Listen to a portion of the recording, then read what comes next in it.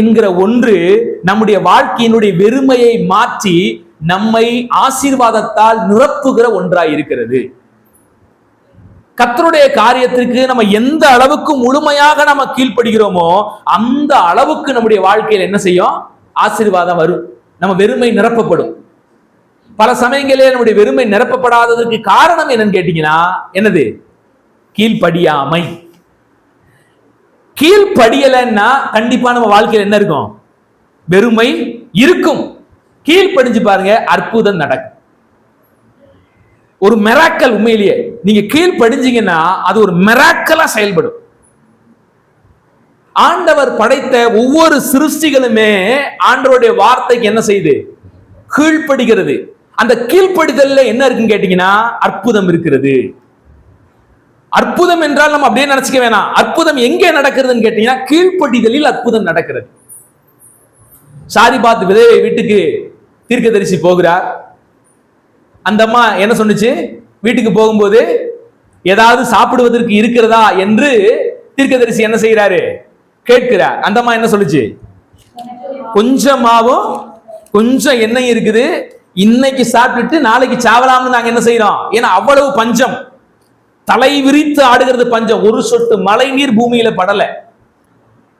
3.5 வருஷம் பஞ்சம், ஒரு சொட்டு மழை பூமியில படல.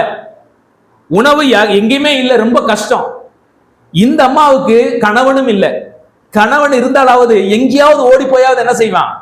சாப்பாட்டை தன் பிள்ளைகளை போஷிக்கணும், தன் மனைவியை போஷிக்கணும், எங்கேயாவது ஒரு இடத்துலயாவது தேடி போய் உணவை கொண்டு வர முடியும். ஆனா அந்த நிலைமையில கூட இவங்க இல்லை. அப்படிப்பட்ட பஞ்ச காலத்திலும் கூட எலியாவை ஆண்டவர் எங்க அனுப்புறாரு? ஆசீர்வாதமான ஒரு வீட்டுக்கு அனுப்பல, ரொம்பவே சாப்பாட்டுக்கு கஷ்டப்படுற ஒரு வீட்டுக்கு தான் அனுப்புறாரு ஆண்டவர். இப்ப பாருங்க, நல்லா இவர் அங்க போறாரு. போன உடனே அந்த அம்மாவுடைய நிலைமை என்ன?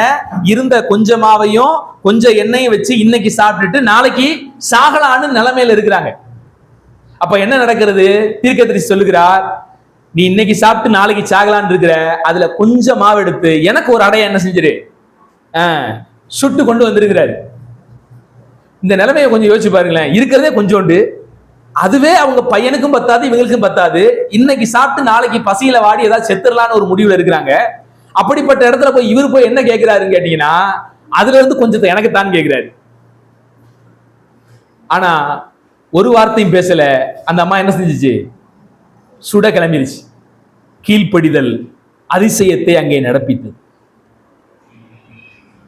அங்கே அற்புதம் எப்படி நடந்துச்சு வாசிக்கிறோம். அங்கே எண்ணெய் குறைந்து போகவும் இல்லை, சட்டியில மாவு குறைந்து போகவும் இல்லை.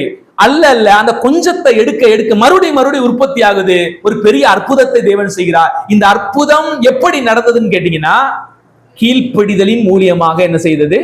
நடந்தது.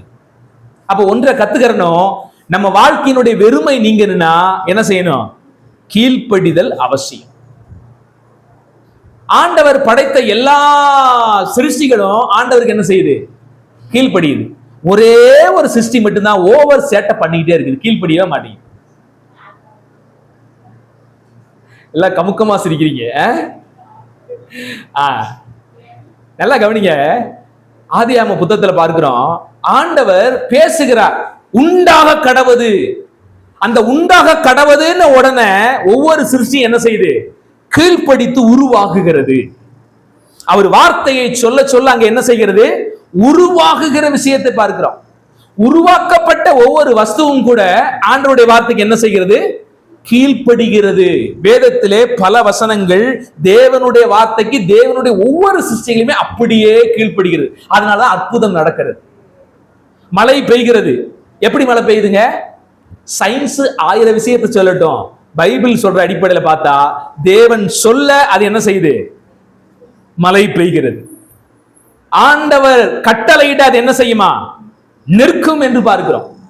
ஆண்டவர் கடல் அலைகளுக்கு ஒரு கட்டளை கொடுத்தாரு, இம்மட்டும் வா, இதற்கு மிஞ்சி வராதே. அந்த சிருஷ்டி அப்படியே என்ன செய்யுது? அப்படியே கீழ்ப்படியுது. ஆண்டவர் சில நேரத்தில் கட்டளையிடுவாரு, மிஞ்சி போய் கொஞ்சம் உள்ள போய் கடந்து போயிட்டு வா அப்படிம்பாரு. அந்த அலைகள் என்ன செய்யுது? சில நேரங்கள்ல மிஞ்சி போய் சில விஷயங்களை செய்யற விஷயங்களை பார்க்கிறோம். ஆண்டவர் கட்டளையிடுகிறார்.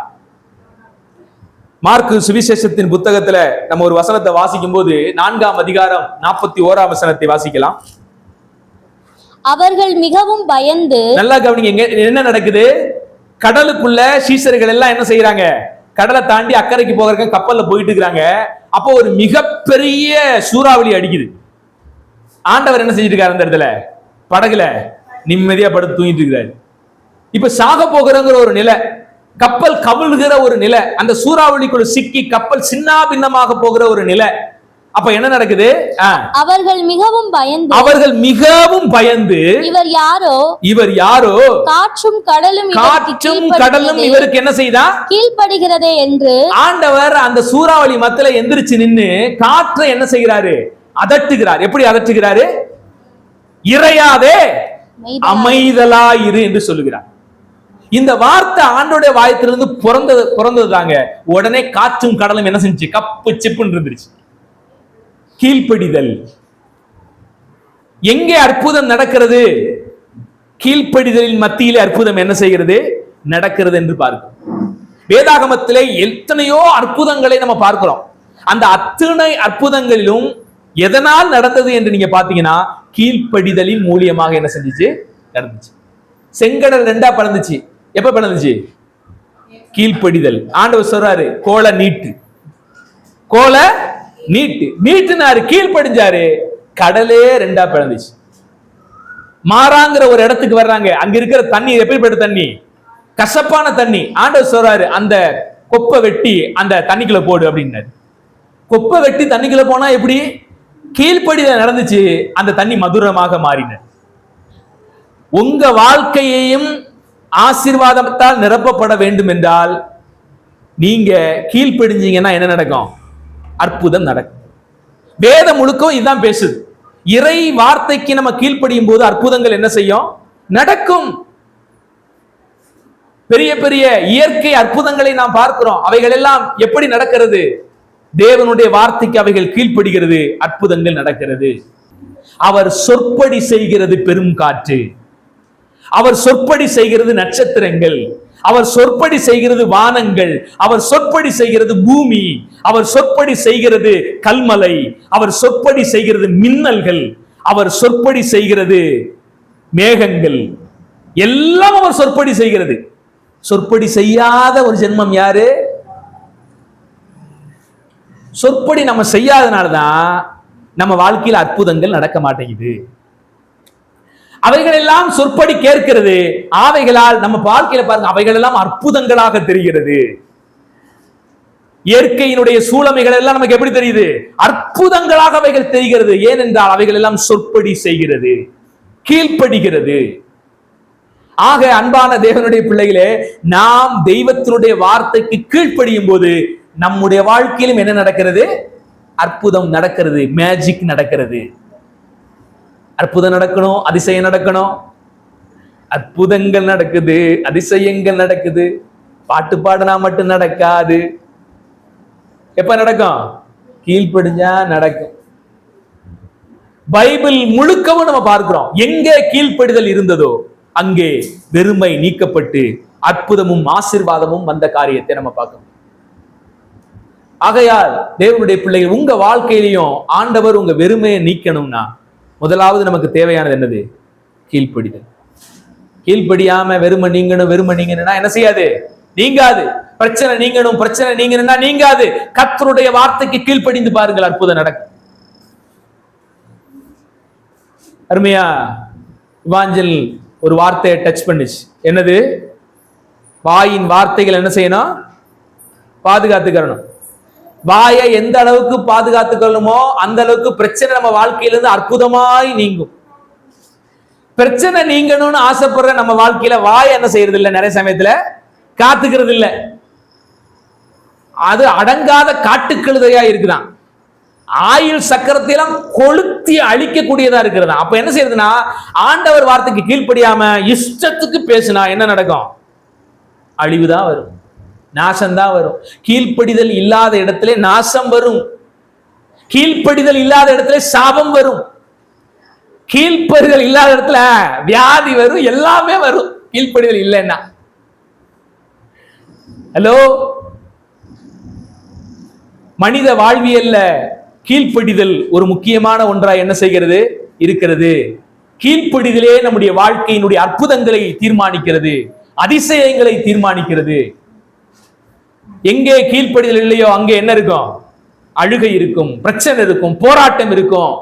எல்லா விதமான சாபமான நிகழ்வுகளும் கீழ்ப்படியாமை என்கிற அந்த குணாதிசயத்துக்குள் நிரம்பி இருக்கும். ஆதி மனிதர்கள் ஆதாமும் ஏவாளும் விழுந்து போய் சாபத்துக்குள்ளானது என்ன காரணம்? கீழ்ப்படியாமை. அவ்வளவுதான். கீழ்ப்படிஞ்சிருந்தாங்கன்னா அவங்க வாழ்க்கை அற்புதமா இருந்திருக்கும். கீழ்ப்படிஞ்சிருந்தாங்கன்னா அவங்க நித்தியமாக அந்த ஏதேன் தோட்டத்துல ஆண்டவருடைய பிரசன்னத்துல குறைவில்லாத அந்த வாழ்க்கைக்குள்ள, மரணம் இல்லாத ஒரு வாழ்க்கைக்குள்ள அவங்க என்ன செஞ்சிருப்பாங்க? எப்படி பாருங்க, ஆண்டவர் ஜீவ விருட்சத்தின் கனி அங்க வச்சிருந்தாரு, அவர்கள் புசிக்கும்படி வச்சிருந்தாரு. விலக்கப்பட்டது ஒரே ஒரு கனி, அதுக்கு கீழ்ப்படிய தெரியாம அதைத்தான் போய் மனுஷன் தொட்டா என்ன செஞ்சாங்க? கடைசியில வாழ்க்கை முழுவதும் சாபத்தில் உள்ளாக்கப்பட்டது. புரிஞ்சுச்சா? நம்முடைய வாழ்க்கையிலே தேவ வார்த்தைக்கு நாம் கீழ்ப்படியாமல் இருக்கும்போது நம்முடைய வாழ்க்கையிலே குறைவுகள் பெருகி கொண்டே இருக்கும். எப்போது கீழ்ப்படுகிறோமோ அப்போது ஒவ்வொன்றாக எந்தெந்த விஷயத்திலெல்லாம் ஒவ்வொன்றா கீழ்ப்படுகிறோமோ அந்தந்த விஷயங்கள் அற்புதம் நடந்து கொண்டே இருக்கும். நம்முடைய வெறுமை மாறி அது ஆசீர்வாதத்தால் நிரப்பப்படும்.